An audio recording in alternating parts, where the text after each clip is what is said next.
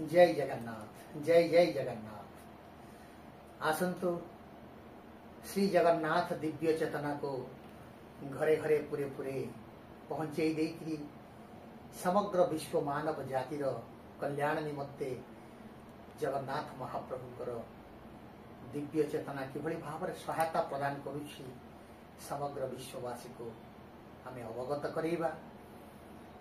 एभली सिद्धांत विश्व निकटरे में उपस्थापन करिबा श्री जगन्नाथ दिव्य चेतनार प्रचार प्रसार और विकास करी जुग जुग को समग्र विश्व मन रखिथिबो।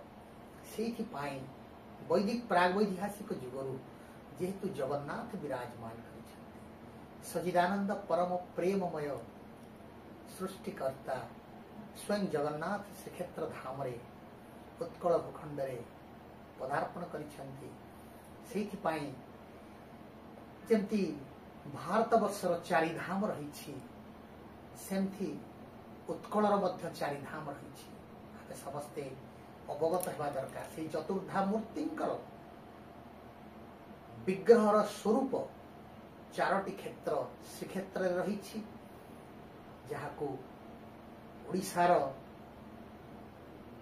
चारि धाम बोली समग्र विश्व विदित रही आमे समस्त अवगत रही। प्रथम धाम होची जोटी स्वयं जगन्नाथ महाप्रभु विराजमान करिछन्ति से श्रीक्षेत्र धाम जगन्नाथंकर धाम श्री जगन्नाथ महाप्रभुंकर दिव्य धाम से होची श्रीक्षेत्र धाम प्रथम धाम। उत्कलर जो चारि धाम रही जेमती भारत वर्षरे जो चारि धाम रही भक्त माने ए चारि धाम को तीर्थ करने को गले समस्त प्रकार प्रारब्ध कर्मफल मुक्त होता।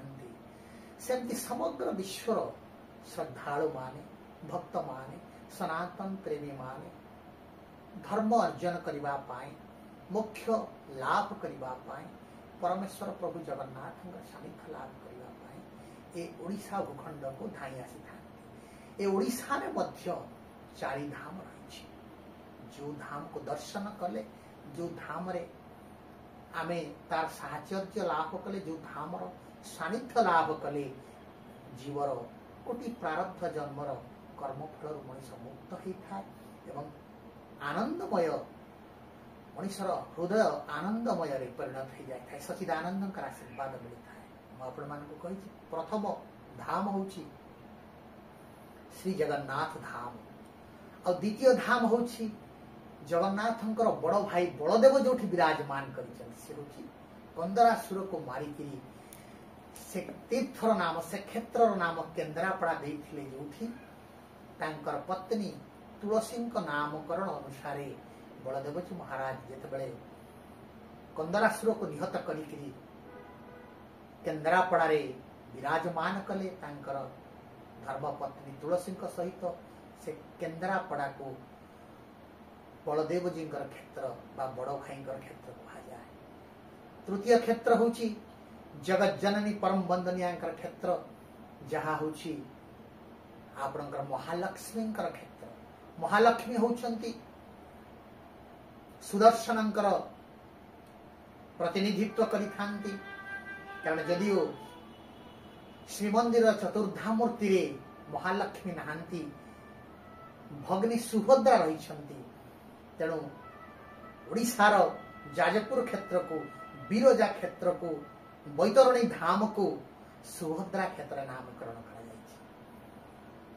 जगन्नाथ क्षेत्र श्रीक्षेत्रपुरी बलदेवंकर क्षेत्र केन्द्रापड़ा एवं सुभद्रांकर क्षेत्र बैतरणी क्षेत्र बा बिरजा क्षेत्र आ चतुर्थ रे होउछंती सुदर्शनंकर क्षेत्र। सुदर्शनंकर प्रतीक हिसाब रे जगत जननी परम वंदनीय लक्ष्मी माता को निया जाई था। से होचंती श्री सौंदर्य प्रेम अन्नर अधीश्वर संबलपुर बड़गड़ अंचल चाउल श्रीमंदिर रे आनंद बजार महाप्रसाद तैयारी हुई आज समग्र ओडिशा को पश्चिम ओडिशार चाउल अन्न प्रदान करिथाय। स्त्री प्रतिनिधित्व करुथांती लक्ष्मी मां प्रतिनिधित्व करिवार क्षेत्र होची समलेश्वरी पीठ संबलपुर क्षेत्र। तेणु संबलपुर क्षेत्र होची आपणकर सुदर्शनंकर क्षेत्र बा महालक्ष्मींकर क्षेत्र विरजा क्षेत्र होची सुभद्रांकर क्षेत्र बा बैतरणी क्षेत्र होची सुभद्रांकर क्षेत्र केन्द्रापड़ा होची बलदेवजींकर क्षेत्र एवं श्रीक्षेत्र धाम होची जगन्नाथंकर क्षेत्र। ये होची ओडिशार चारि धाम जो भक्त माने जो आध्यात्मिक विद माने जो जिज्ञासु माने खाली ओडिशार भक्त नुहति भारत वर्षर भक्त विश्व देश विदेशर भक्त माने जिते श्रीक्षेत्र को आसती श्रीक्षेत्र में जगन्नाथ महाप्रभुंकर दर्शन करने सहित ए उत्कलर चारि धाम को दर्शन कले महापुण्य प्राप्ति होता है।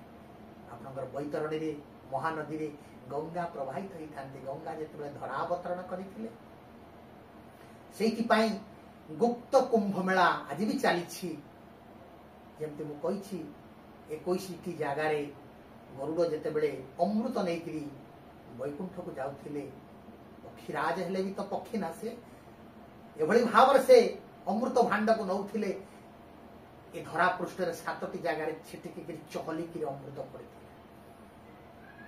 तेणु से 21 जगार आज हूँ 7टी जगार मुक्त कुंभ चली आउ बड़का जगह गुड़िक गुप्त कुंभ चली विगत समय समस्त निकट में उपस्थापन करें। ये जो पवित्र बैतरणी धाम जो विरजा क्षेत्र हूँ सुभद्रांकर क्षेत्र ये जो महानदी कूल समलेश्वरी विराजमान कर संबलपुर हूँ महालक्ष्मींकर क्षेत्र जगन्नाथ धाम श्रीक्षेत्र हूँ जगन्नाथंकर क्षेत्र केन्द्रापड़ा हूँ बलदेवंकर क्षेत्र ये हूँ सार